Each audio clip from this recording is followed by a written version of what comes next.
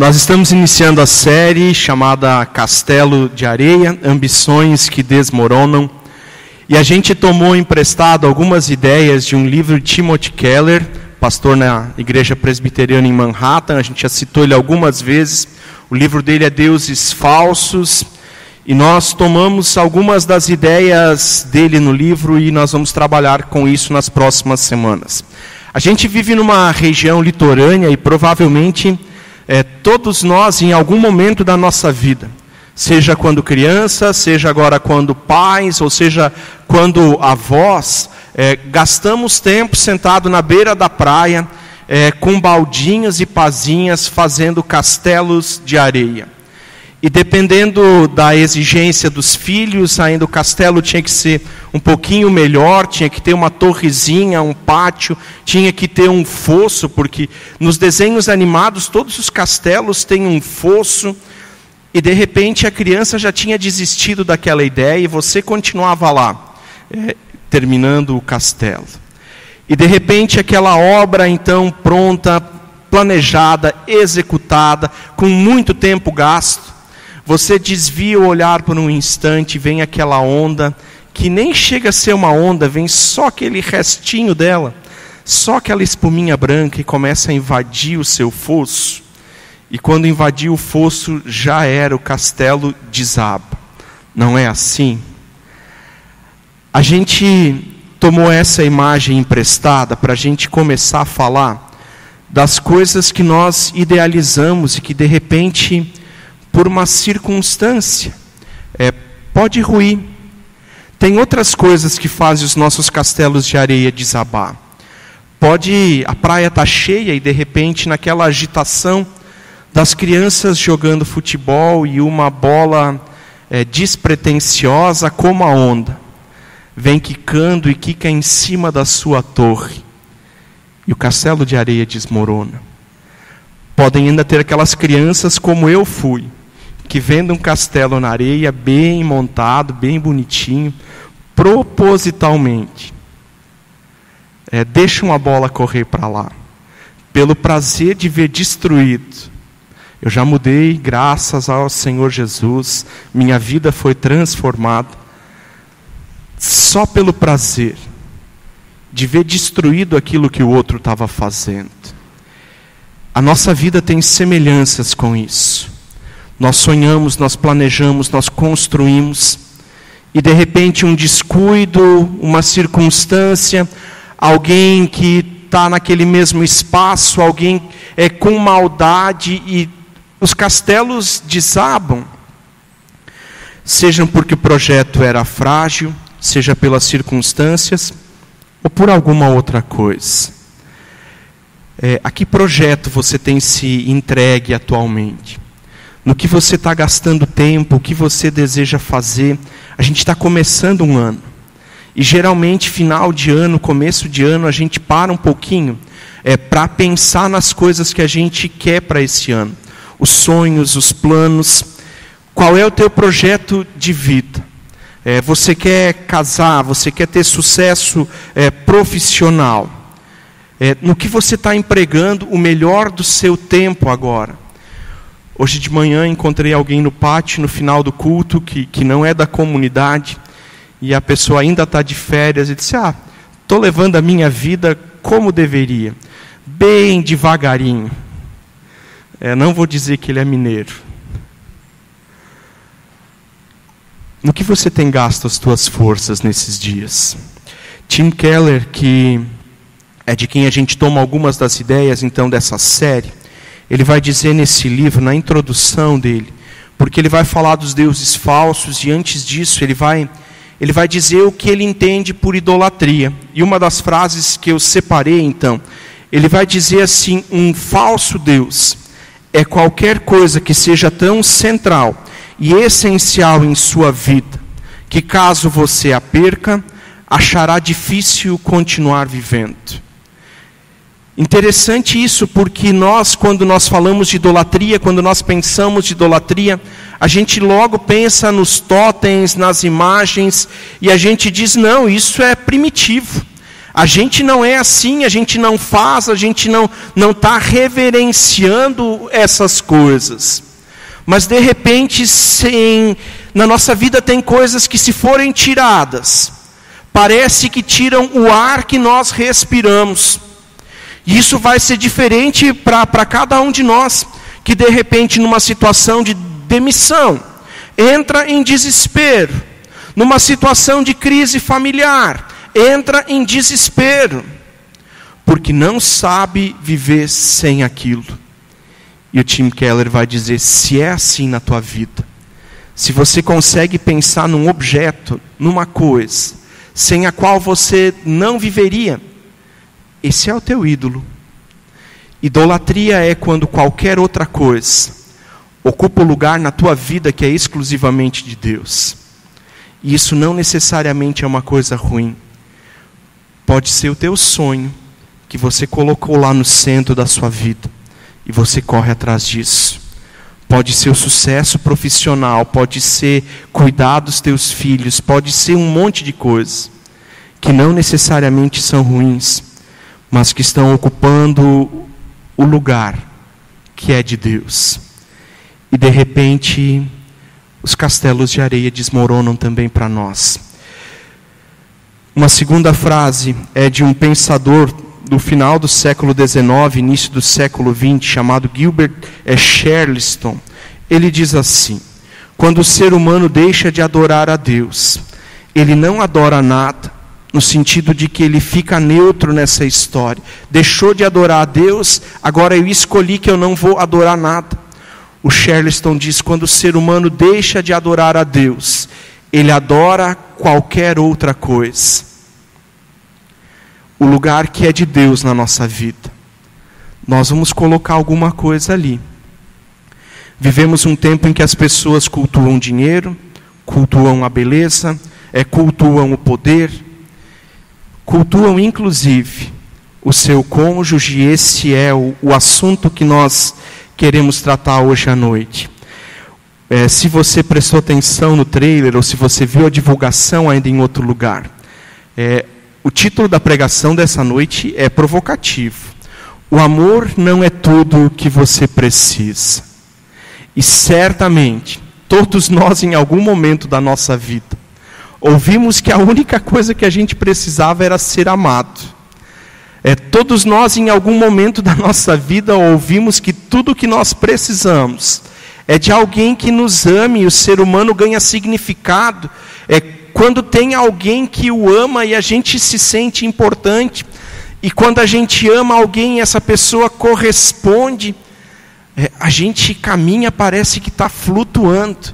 Parece uma experiência que é diferente das coisas corriqueiras do nosso dia a dia. O amor não é tudo o que você precisa. Gênesis capítulo 29 diz assim, versículos 1 e seguintes: então Jacó seguiu viagem e chegou à Mesopotâmia. Certo dia, olhando ao redor, viu um poço no campo e 3 rebanhos de ovelhas deitados por perto, pois os rebanhos bebiam daquele poço que era tapado com uma grande pedra. Por isso, quando todos os rebanhos se reuniram ali, os pastores rolavam a pedra da boca do poço e davam água às ovelhas. Depois recolocavam a pedra em seu lugar. 4. Jacó perguntou aos pastores: meus amigos, de onde vocês são? Somos de Harã, responderam eles. Vocês conhecem Labão, neto de Naor? Perguntou-lhes Jacó. Eles responderam: sim, nós o conhecemos. Então Jacó perguntou: ele vai bem? Sim, vai bem, disseram eles. E ali vem a sua filha Raquel com as ovelhas.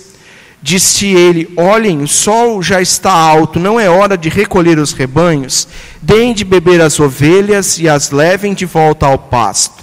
Mas eles responderam: não podemos enquanto os rebanhos não se agruparem, a pedra não for removida da boca do poço. Só então daremos de beber as ovelhas. 9.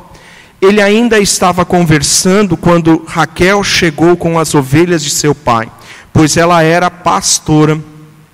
Quando Jacó viu Raquel, filha de Labão, irmão de sua mãe, e as ovelhas de Labão, aproximou-se, removeu a pedra da boca do poço e deu de beber às ovelhas de seu tio Labão. Depois Jacó beijou Raquel e começou a chorar bem alto. Então contou a Raquel, que era parente do seu pai, filho de Rebeca. E ela foi correndo contar tudo ao seu pai. Logo que Labão ouviu a notícia a respeito de Jacó, seu sobrinho, correu ao seu encontro, o abraçou, o beijou, depois o levou para casa. Jacó contou-lhe tudo o que havia ocorrido. Então Labão lhe disse: você é sangue de meu sangue. Já fazia um mês que Jacó estava na casa de Labão, quando este lhe disse: só por causa que és meu parente, você vai trabalhar de graça? Diga-me qual deve ser o seu salário. Ora, Labão tinha 2 filhas, o nome da mais velha era Lia, e a da mais nova era Raquel. Lia tinha olhos meigos, mas Raquel era bonita e atraente. Como Jacó gostava muito de Raquel, disse: trabalharei 7 anos em troca de Raquel, a sua filha mais nova. Labão respondeu: será melhor dá-la a você do que a algum outro homem. Fique aqui comigo. Até aqui. Para a gente relembrar a história, Jacó está fugindo do seu irmão Esaú. Ele rouba o direito de primogenitura, rouba a bênção de Isaac, e agora Jacó está enfurecido. Esaú está enfurecido e persegue Jacó. Jacó foge e encontra então com Raquel, e pelo que a gente ouviu na leitura do texto, pelo que a gente leu, ele se apaixona no momento em que a vê chegando. O texto diz que quando vê ela de longe, ele dá uma conversadinha com os pastores, diz: não está na hora de vocês puxar o carro, não está na hora de vocês levar esses rebanhos embora. É óbvio, ele quer a oportunidade de estar sozinho com Raquel, mas eles não vão embora. E o texto continua então falando de como ele se interessa por ela. Parece uma novela, não parece? Com idas e voltas, com desgraças, mas que no final vai acabar tudo bem. Não é assim que parece a história? Ele continua ali. Jacó pede a mão de Raquel em casamento para Labão, e estabelece com Labão um acordo que custava caro. Não era só naquela época, mas também na nossa época. Se você começar a calcular, 7 anos de trabalho, é alto. De manhã eu disse que eu trabalharia 7 anos pela Graziela. Meu sogro não pediu nada, e agora já passou um bom tempo, eu não vou mais fazer essa proposta. E a Graziela também era a irmã mais velha, então certamente não teria que trabalhar 14 anos. Mas Jacó faz a proposta para o seu sogro: trabalho 7 anos por Raquel. E Labão diz: sim, 7 anos e você pode casar com Raquel. É isso que ele diz? Não é. A gente às vezes passa tão rápido pelo texto e parece que Labão concorda. Labão dá uma enrolada no enrolando Jacó. Labão diz: não é uma má ideia. É melhor que ela fique contigo do que ela fique com um estranho. E a conversa termina ali. Jacó, que está apaixonado, ouve o que ele quer, não ouve o que é dito. E se começam os 7 anos. E agora vem a enrolação de Labão. Quando a noite de núpcias vai acontecer, Jacó é surpreendido, porque não é com Lia não é com Raquel que ele casou, é com Lia. Primeira coisa que eu quero tratar com vocês, então, a partir dessa história, desse texto, é sobre a ideia do amor romântico. Não faz muito tempo que a ideia de amor romântico começou a ser a regra para os casamentos. Durante a maior parte da história humana, casamentos eram arranjados. Os pais escolhiam um noivo, a noiva, se chegava a um acordo, se estabelecia um dote, e o casamento acontecia. Eu não tô defendendo essa tese, tá?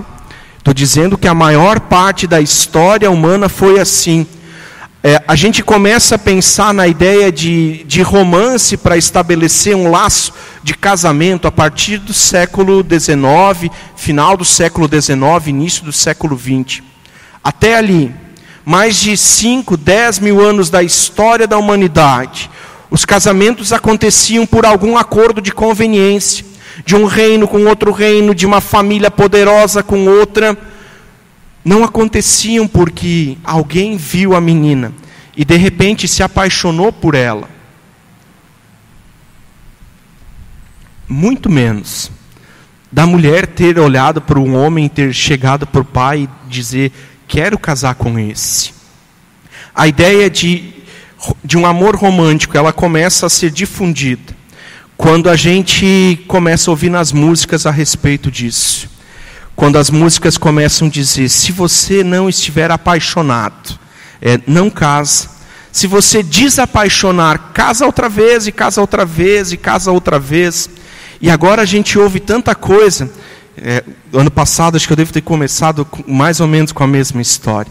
As férias são um tempo onde a minha cultura inútil aumenta consideravelmente. Porque a gente frequenta lugares públicos onde não dá para desligar o rádio. Não dá para dizer: baixa o volume dessa porcaria, porque meu ouvido não é pinico.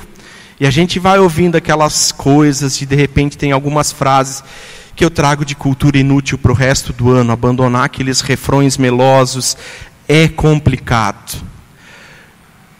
A ideia de amor romântico, ela não está presente na Bíblia, não está presente nos 2000 anos de história depois de Jesus. Ela é algo muito recente.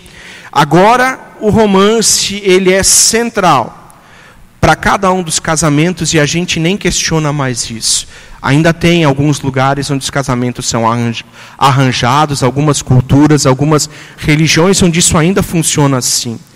Agora, se no nosso tempo, então, que tudo é a partir de um ato romântico, a partir de uma paixão, quando não tem mais aquele friozinho na barriga, quando não arrepia mais, quando vê o outro, quando chega perto, a conclusão que a gente tira, estou generalizando a conclusão que a gente tira é: acabou. Esse casamento já cumpriu o seu tempo e a gente é incentivado a ir adiante. O casamento romântico, ele se torna descartável, uma vez que ele existe apenas para minha satisfação pessoal. E se ele não me satisfizer, eu descarto. Assim como a gente faz com todos os nossos equipamentos eletrônicos. Se ele não funciona na rapidez que eu quero, se ele não cumpre o propósito, eu vou deixando de lado e vou comprando outras coisas melhores. O texto ainda diz mais que a coitada da Lia, pensando em termos de amor romântico, não tinha chance nenhuma, nem com Jacó e provavelmente não tinha com outro homem da época. Quando o texto bíblico diz como elogio para ela, que ela tem olhos meigos, e diz que a outra era atraente, nem lembro agora a outra palavra que usa, bonita e atraente. Você pode concluir. Talvez eu até seja um pouquinho machista agora nessa minha conclusão, mas olhos meigos não é um elogio para quem tem o ideal romântico na sua mente. Disse de manhã: se eu causei alguma intriga entre vocês, casais, depois conversem comigo no final do culto. Mas se o teu esposo disse para você, disse só isso, que você tinha olhos meigos, tem algum problema aí. Olhos meigos é um elogio, mas precisa vir acompanhado de outros.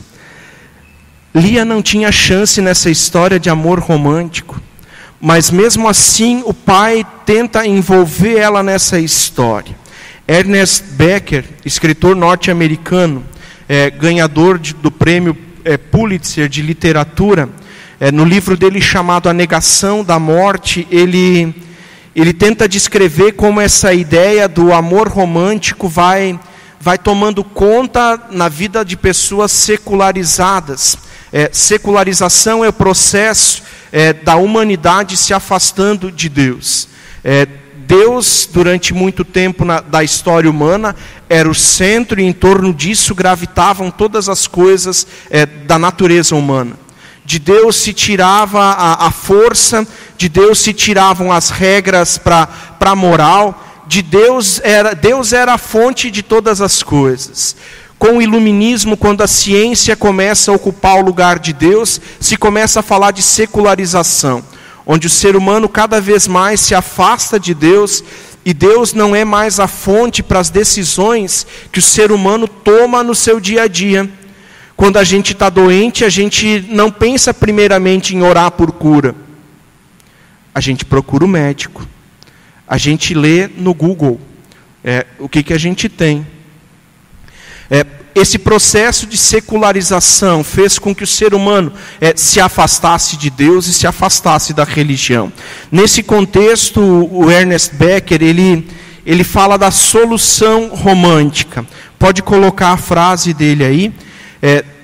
O ser humano que se secularizou, ele fixou a sua vontade de heroísmo cósmico em outra pessoa na forma de um objeto de amor. Todas as necessidades espirituais, morais, agora se concentram em um indivíduo. Solução romântica. O ser humano que tem um vazio existencial, mas que já está tão longe de Deus que não considera mais a possibilidade que Deus complete esse vazio. Ele se dedica à solução romântica. E ele idealiza na outra pessoa alguém que lhe dê significado para a vida. E vocês devem ter ouvido a frase também já de algum casalzinho mais novo, que estão naquele momento da paixão, e a gente ouve isso às vezes de casais que estão vindo para marcar data para a bênção matrimonial. Pastor, ele me completa. O ser humano que se afasta de Deus busca uma mulher, busca um homem que o complete, que dê significado para a sua existência. E agora vem os problemas com tudo isso. Porque se não é mais Deus a razão da minha existência, se não é mais dele que vem todos os impulsos para a minha vida, se é de outra pessoa que está ao meu lado, e de repente na relação a dois mais próxima a gente vai descobrindo que o tempo de namoro foi um tempo onde ela conseguiu esconder muita coisa da gente. Coisas muito graves. Como se aperta no tubo de pasta de dente. É óbvio que se aperta no final. E começam as brigas nesse outro, ou com esse outro que eu idealizei como o meu redentor, como aquele que daria significado para a minha vida. Tim Keller, dentro desse contexto, dentro dessa ideia, diz: nós nos voltamos para o sexo e o romance, para que nos devolvam a transcendência e o senso de significado que costumávamos extrair da fé em Deus. O ser humano que se seculariza e quer preencher o seu vazio no outro, ele descamba para o sexo desenfreado, ele descamba para outras coisas, para o alcoolismo, porque nada mais completa. Nada pode preencher o vazio que Deus preenche na nossa vida. E o ser humano que não quer mais saber de Deus, começa a sua peregrinação de ídolos em ídolos. A primeira, a segunda, a terceira, e de repente já está na 15ª, 18ª, e o vazio continua. Eu não estou falando agora sobre tem casamentos que não dão certo. E nós, como igreja, nós defendemos a possibilidade de alguém recomeçar. Nós abençoamos pessoas que estão no 2º casamento, no 3º casamento. Não é o que Deus pretendeu para nós.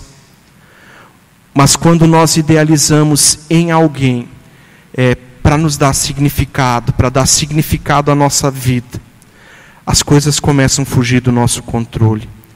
A solução romântica é: o outro me completa, me satisfaz, me faz transcender, preenche o meu vazio existencial.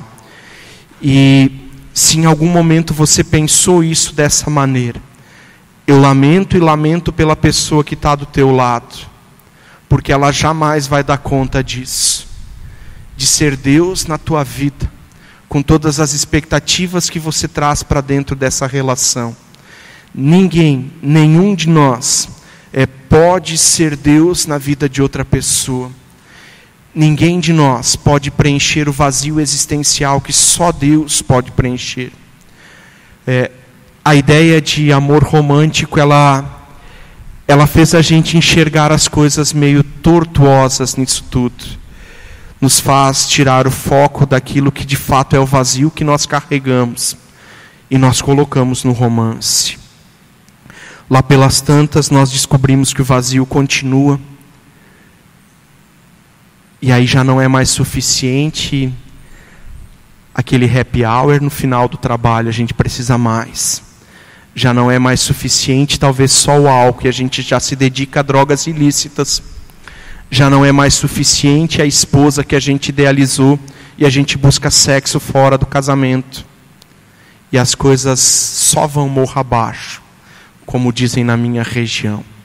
Segunda coisa que o texto agora vai nos dizer então.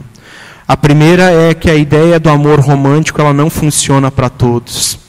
E Jacó esperava isso de Raquel. O texto não vai dizer isso, mas pela maneira como a história vai se desenrolando, a gente pode dizer que todo aquele momento de fuga dele, de tudo que isso acarreta na vida dele, ele olha para Raquel e diz: é o meu porto seguro. É isso. E na verdade a história dele continua sendo as mesmas lambanças, até que ele encontra Deus quando ele está voltando para o encontro com Esaú, e ali inclusive o nome dele é mudado. O vazio existencial não vai ser preenchido com o romantismo, embora nós precisemos dele. O vazio existencial na vida de Jacó é preenchido no Vale do Jaboque, quando ele tem Lia, Raquel, 2 concubinas, um monte de filhos, muito dinheiro, sucesso no agronegócio. Mas o vazio é preenchido quando ele tem um encontro com Deus. O texto vai nos dizer também que Raquel não tem esse vazio preenchido. E ela, o texto não diz, mas ela escolheu casar com Jacó. Ela permitiu isso. Porque se ela não quisesse, quando na noite de núpcias Jacó acorda com Lia, ela podia simplesmente ter dito: tô fora, agora te vira com essa mulher de olhos meigos, não é comigo. Ele trabalha mais 7 anos para ter ela. Ela no mínimo concorda com isso.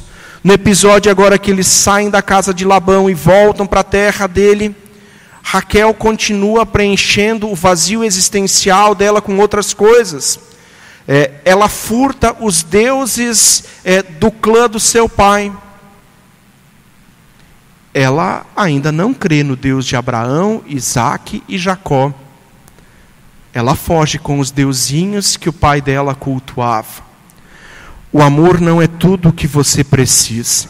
O castelo de areia de Jacó desmoronou. E Lia não tinha a menor possibilidade de desfrutar desse amor romântico. Eu não sei se você consegue, se a sua imaginação ajuda nisso. Mas imagina à noite aquela festa de casamento. Eu não sei quem delas sabia do rolo que o pai estava fazendo ou não. Mas a festa começa com Jacó casando com Raquel. E termina dele casado com Lia. Raquel deve ter se surpreendido. Lia participou dessa história. Lá pelas tantas, Labão diz: chegou a hora. Teu marido já tomou uns vinhos a mais, agora te esconde lá no quarto, que amanhã de manhã ele só vai acordar ao teu lado e não vai lembrar o que aconteceu. Lia não tem chance nessa história de amor romântico. Ela não pode apostar nisso para sua redenção. Ela não pode apostar nisso para ter significado como mulher, como ser humano. Ela precisa achar outro lugar para esperar isso. O amor não é tudo o que você precisa. E Lia vai mostrar isso quando agora ela começa a falar dos seus filhos.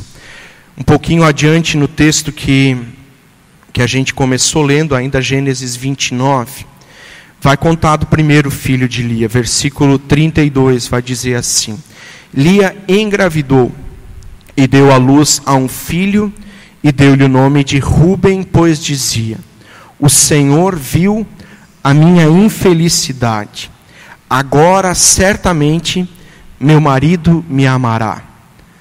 Ela não tem chance com o amor romântico, mas ela ainda está apostando nisso. Ela agora acha que o filho que Deus está dando vai fazer com que Jacó a ame. Raquel não tem filhos. Raquel vai ter filhos muitos anos mais tarde. E ela diz: agora que tem esse menino, Jacó vai me dar o valor que eu mereço.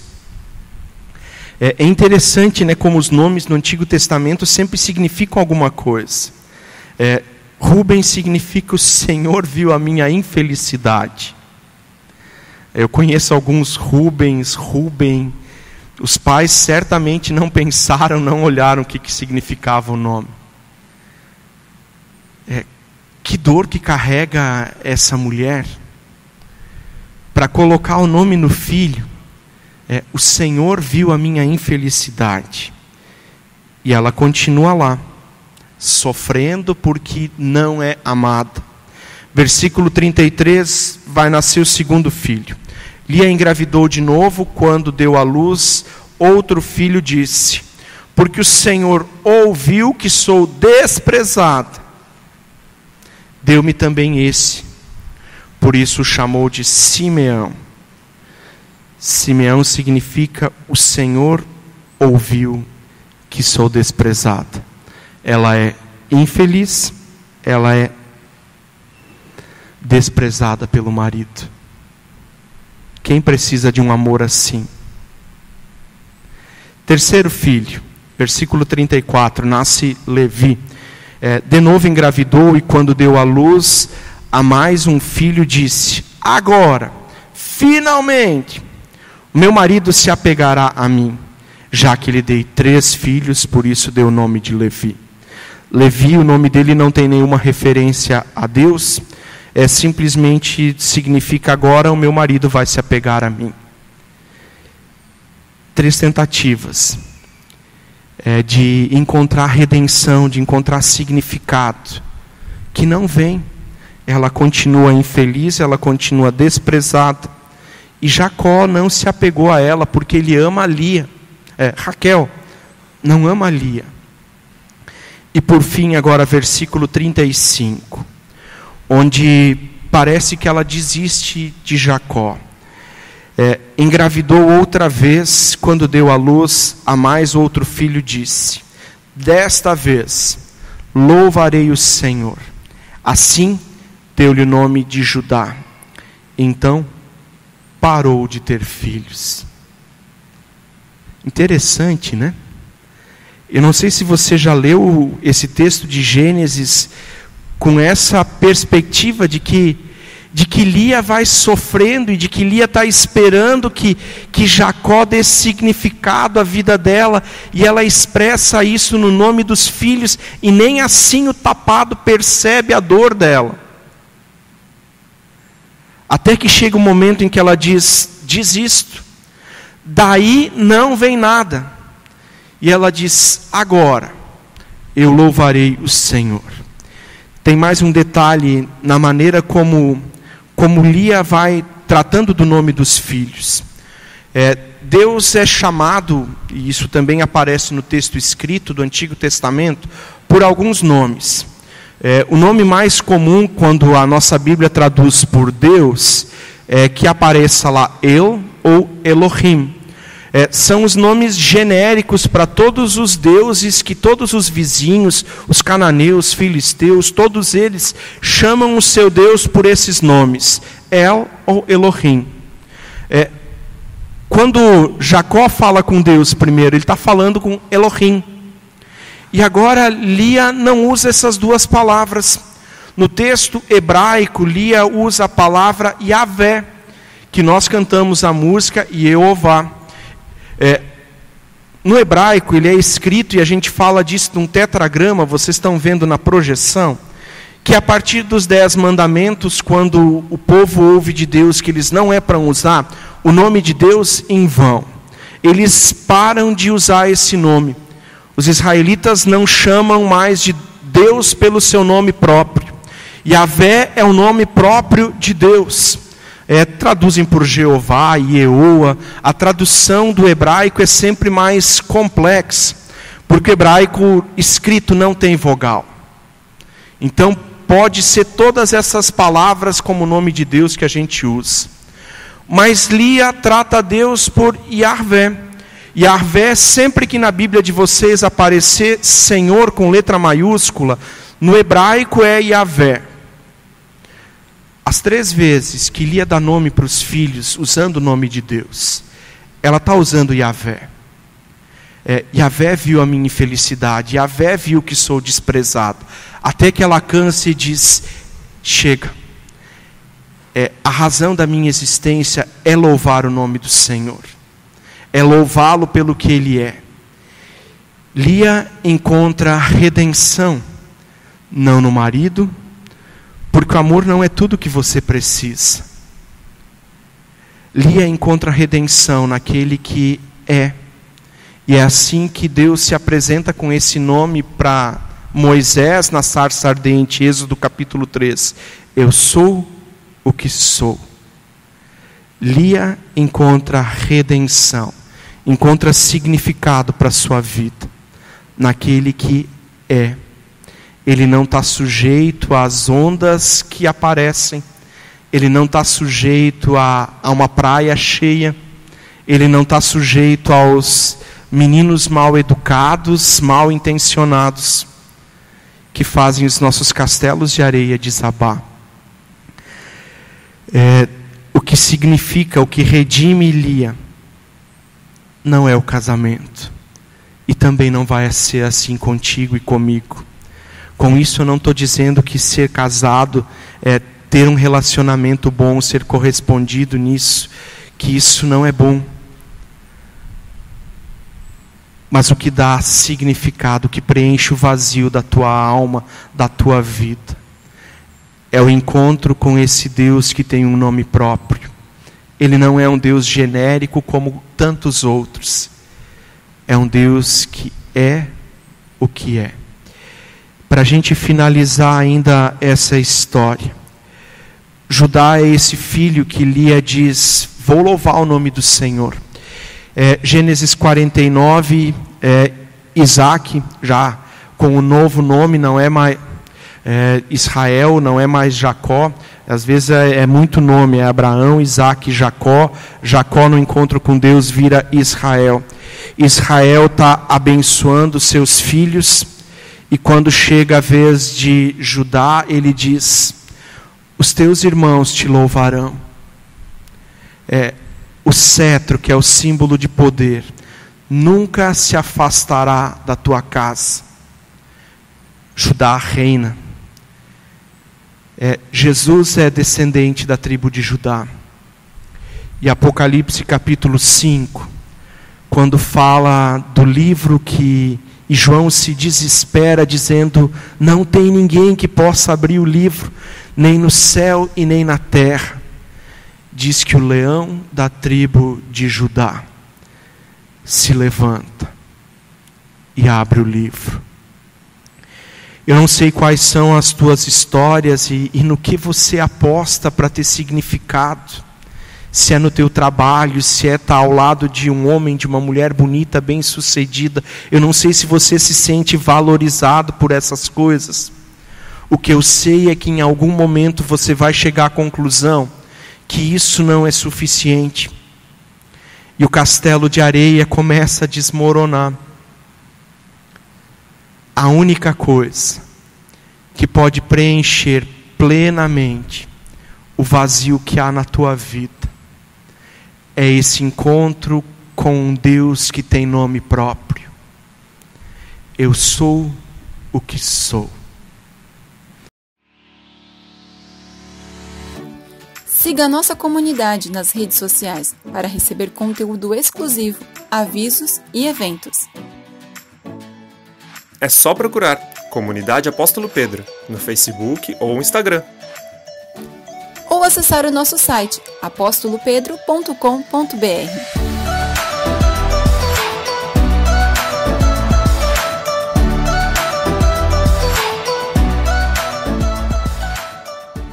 Coração que preencha o vazio da nossa vida. E enquanto isso não acontecer, a gente vai vagar de relacionamento em relacionamento, de copo em copo, de trabalho em trabalho. Porque por mais que a gente conquiste a pessoa que seja mais bela aos nossos olhos, por mais que a gente alcance sucesso profissional,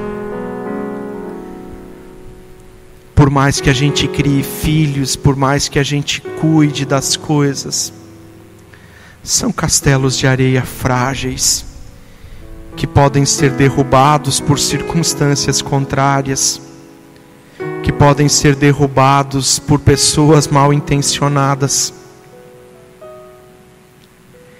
E nós queremos nessa noite pedir que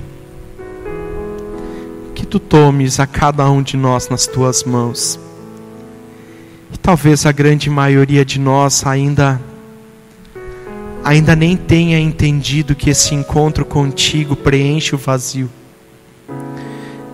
E o meu desejo, Senhor, é que o Teu Espírito Santo toque, que Ele mexa no nosso coração, nos fazendo reconhecer as nossas idolatrias, as coisas que ocupam o lugar que é exclusivamente Teu na vida do ser humano. Rompe com essas ilusões, destrói esses castelos de areia e vem ocupar lugar no nosso coração. Nós Te agradecemos, Senhor, porque Tu tens nos dado o privilégio, inclusive, de encontrar um cônjuge que nos corresponda. E quando da criação Tu diz isso para Adão: não é bom que o homem esteja só, vou fazer alguém que lhe corresponda. E como é bom, Senhor, quando isso acontece. Nós queremos relacionamentos saudáveis, e que a nossa esposa, que o nosso marido ocupe o lugar que é dela na nossa vida. Livra-nos de colocar o nosso cônjuge no lugar que é Teu. Nós Te agradecemos porque na vida de Lia, que não desfrutou do amor romântico, ela descobriu em Ti a razão para o louvor. Que seja assim conosco, em nome de Jesus. Nós também queremos, Senhor, ainda interceder pelo Clécius, que está hospitalizado, Senhor, e carece de uma visita Tua, trazendo restauração, trazendo recuperação, trazendo saúde. Nós como comunidade clamamos pela sua cura. Também há outros que de repente vêm à nossa mente agora. Visita, Senhor, é o nosso desejo. Nós também colocamos diante de Ti o nosso ano de trabalho, que já começou para alguns, está começando nessa semana para outros. Que seja um tempo, Senhor, no qual nós possamos viver sim do nosso trabalho, encontrar um sustento digno. Que a gente possa ser testemunha ali onde Tu nos colocaste também para trabalhar. E todas as outras coisas, Senhor, que vão no nosso coração, nós confiamos a Ti. Quando juntos oramos: Pai nosso que estais no céu, santificado seja o Teu nome, venha o Teu reino, seja feita a